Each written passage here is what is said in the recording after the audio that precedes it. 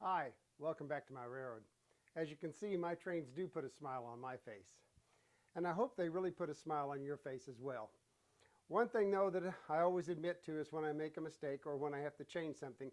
This wasn't really a mistake. I built the railroad. It's working great. We've had operating sessions here. But I kind of got enthusiastic about 3D printing, as some of you may have discovered from watching some of the Trainmasters.tv shows or here on YouTube, where I've talked about them on YouTube Model Builders. And I got a 3D printer, a fairly inexpensive one, a Micro 3D. And I went in and I printed a scale, a railroad scale that I found on the sidewalk in Des Moines, Iowa.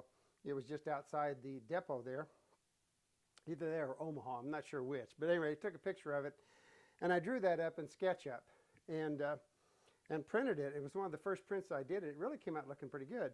So I decided I'd build this scale house, and I put some windows in it. I put an LED light in it, and I really want to kind of show it off.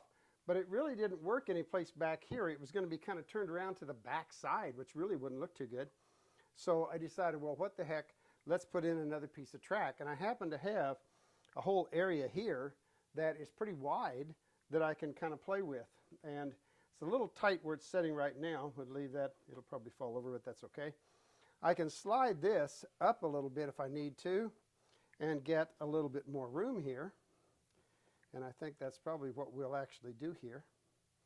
But at any rate, that's what I want to do, so I can get some room here to put my scale house in and have room to walk both in front and in back of that. And the other thing I found was this is an Atlas re-railer, just a common Atlas re-railer. So what I'm going to do is I'm going to make this a stub-ended siding, and that's where I can take this re-railer and make it look like it's actually the scale mechanism out in front of my scale house, and that's what I want to do with it. At the same time, I'm going to talk a little bit in this video about the fact that I've made some other major changes to the railroad. I started off with throws like this. They were toggle switches that were momentary contact. I did that because I was using the rabbits or the switchets from NCE, and I wanted to be able to do the turnout control by my hand controller. I found out that that's really not necessary. I like for my operators to be able to throw these turnouts right here on location. So I've taken all of these out and I have substituted in the Intuit switch that I have talked about on some other places. These are electronic controls, and they give a constant indication of either normal or reversed route. So I've gone and replaced all of my turnout controls on the front of the layout with those Intuit switches. And I'm still using, of course, the tortoise switch machine. I have never found one of these, and I've put in literally hundreds in building railroads. I've never found one that failed. One that we thought had failed, I put it on the workbench, tried it again, and it worked great. So somehow or other, we just maybe didn't make contact with it correctly. But these are absolutely fantastic. And that's what I'll use to control this with. But the first thing I've got to do is determine approximately where I'm going to put this switch, and I think I'm going to put it probably right there where it's setting right now. And I've got enough track left over, so I know I've got track here that I can work on. I want to come back as far as I can back here at this back end, so I'll add some more track on. And one thing I want to do then is take my X-Acto, get it out here, and I'm going to mark, just scratching my green ground cover here, where that track is going to go. It doesn't have to be overly exact. I just want to get it kind of more or less in the neighborhood. And then I'm going to start the process of scraping off and cleaning off all of this ballast. The first thing I've done is I've located this turnout. Now I want to mark it, and I brought my Dremel tool in here. I'm pretty happy with it right where it is. Kind of we'll try and match up the ties. So if I put it right over the same ties and I have the same tie spacing, I'm not trying to go in between.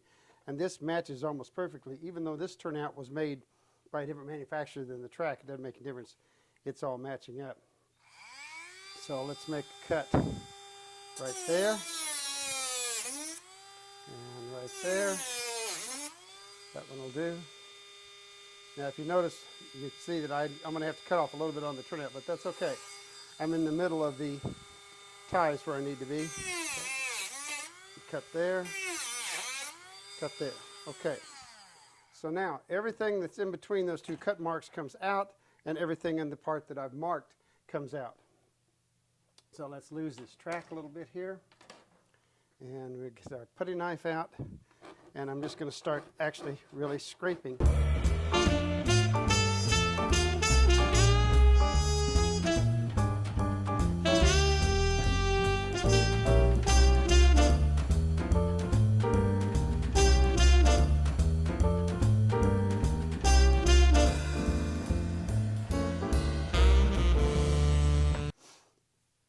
Now, one tip here. When I laid all of this ballast in this area, I made a lot more than what I need. So I still have some ballast left that's exactly the same color. And that's a good idea. Make up a little bit extra as you go along and make sure that you have some extra in case you need to come back and make changes like this to the railroad. So anyway, next thing we got to do is vacuum, and that's going to be a little noisy, so we'll turn the sound off while we do that.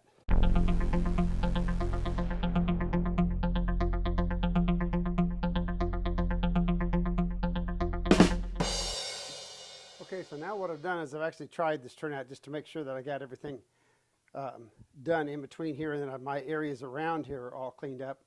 And I've run my fingers along here. I want to make sure that I don't feel any sand any place along here, because that would be a bump that causes a problem in the track. So I'm in pretty good shape there. Turnout's looking good. It's going to work. Now my problem is, or my next task is to trim this turnout to fit exactly in there. And get a location then for my throw bar, because I'm going to have to drill now to bring the throw rod from the tortoise Swiss machine up into the layout. So that's the next thing to do, is to start cutting.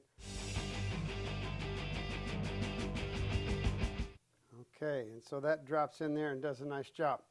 And then I'm going to mark that throw rod where it is.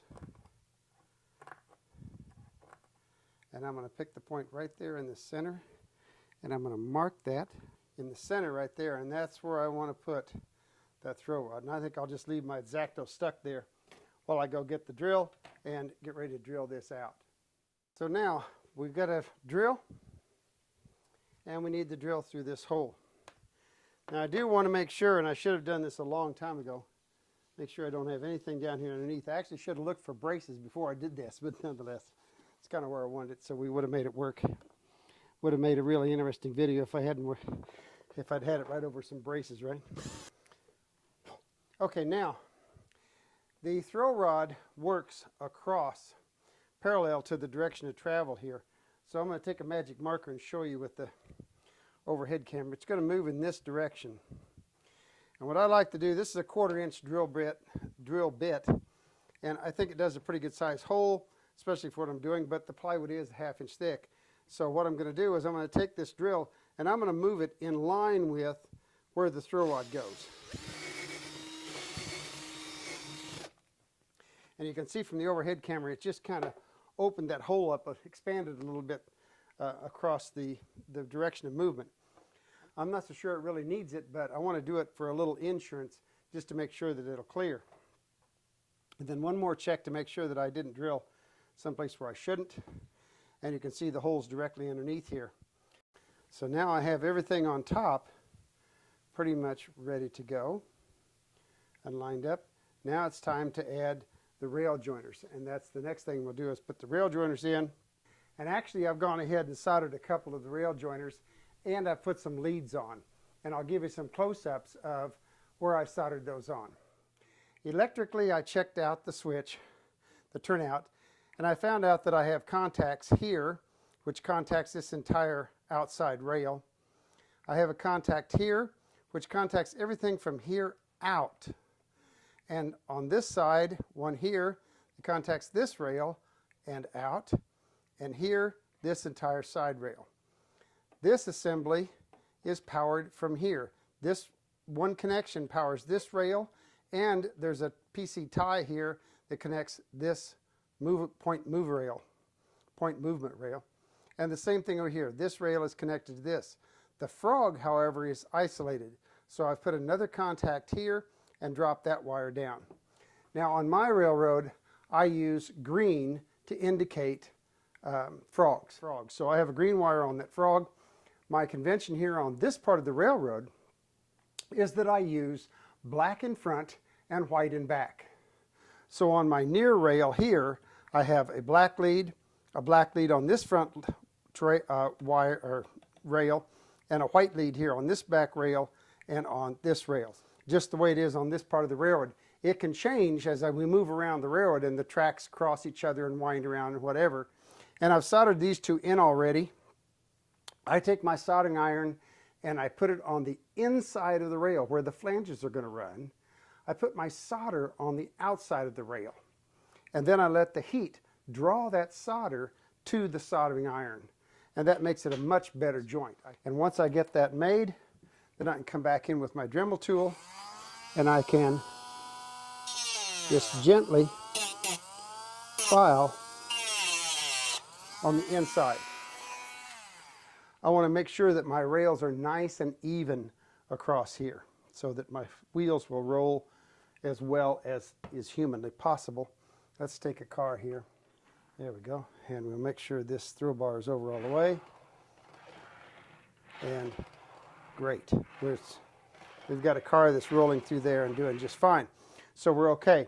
Now, I would warn you about this. Always go back and check the turnout. Just because a manufacturer provides it to you doesn't mean that it's in gauge. So take your HO or your O gauge or your S gauge template from the NMRA and check the points, check the frog flangeways, check everything on there to make sure that it's all perfect. If it's not, you can always take your Dremel tool, punch a little hole, put a spike in there, and move that rail a little bit until it's exactly in spec. You don't want to run on track that isn't 100% right by the gauge. So always gauge them before you get everything totally done. Okay, the next thing I'm going to do, I learned this from the N scalers. They use crazy glue. And I know that sounds like it's crazy, but it actually works out pretty well, because if I get tracked down temporarily with the crazy glue, I glue about every 6th or 8th tie. If something's wrong, I can come out and break it loose. If I glue that down with ballast glue and everything else, the track is going to be ruined. There's almost no way to take track up once it's down with ballast and everything on it. So the first thing I do is I glue it down with super glue and just tack it. So I'm just going to come along in here. My critical points obviously are here at the frog. I want that to be pretty well down, so I'll put some in there. I'm going to be very careful to put it outside here around, whoops, don't want it on that. That's my throw bar. I'll be real careful to put it in here around some of the ties that are going to take the stress of this throw bar. So these two ties, the ones adjacent to my throw bar, I'm going to glue those down for sure. And then, of course, if you're not familiar with it, accelerator is an absolutely fantastic thing to use. I've got mine in a separate little bottle, but I'm just going to spray a little bit on there, and that'll set that crazy glue up very quickly.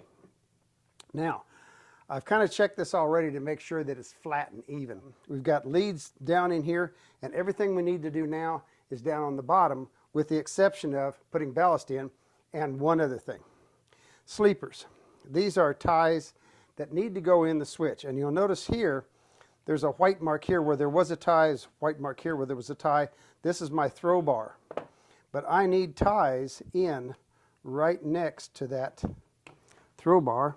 Now I can bring my ballast up right next to that and still not get in where the throw bar is. Okay, so now I'm looking pretty good. I've got ties that are spaced out correctly and everything. Now just ballast on top, and we'll put the tortoise in from the bottom.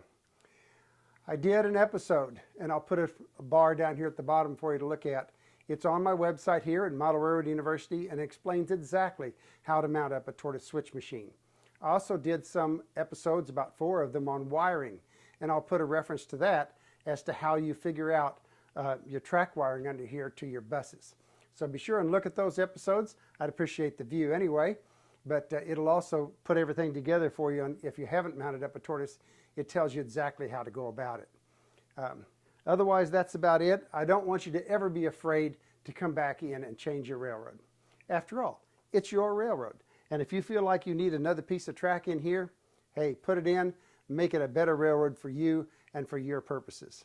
And as I always say as we cut off, go down to your railroad room, let your trains put a smile on your face.